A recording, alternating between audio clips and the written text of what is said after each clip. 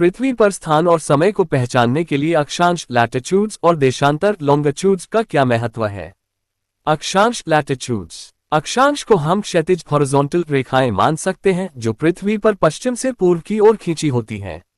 सबसे मुख्य अक्षांश है भूमध्य रेखा इक्वेटर। ये पृथ्वी को दो भागों में बांटती है, उत्तरी गोलार्ध और दक्षिणी गोलार्ध। भूमध्य रेखा को 0 डिग्री माना जाता है। प्रमुख अक्षांश रेखाएं: 1. भूमध्य रेखा इक्वेटर 0 डिग्री। 2. कर्क रेखा ट्रॉपिक ऑफ कैंसर 23½ डिग्री उत्तर। 3. मकर रेखा ट्रॉपिक ऑफ कैप्रिकॉर्न 23½ डिग्री दक्षिण।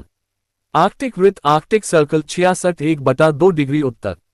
5. अंटार्कटिक वृत्त एंटार्कटिक सर्कल 66½ डिग्री दक्षिण।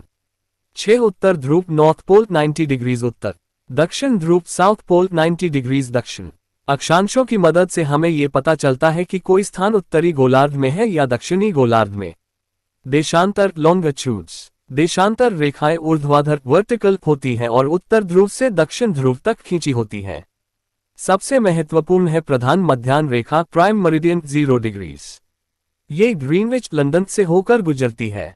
इसे आधार मानकर दुनिया का समय GMT तय किया जाता है।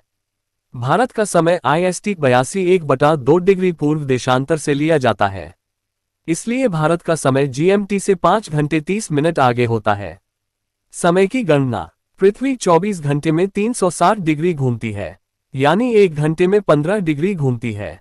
इसी से समय की गणना देशांतरों के आधार पर की जाती है।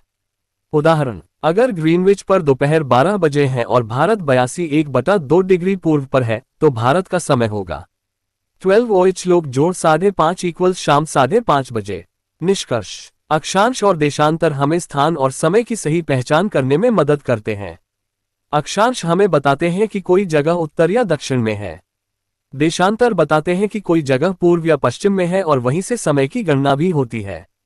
यही कारण है कि बिना अक्षांश और देशांतर के हम मानचित्र मैप्स या समय को सही ढंग से समझ ही नहीं सकते।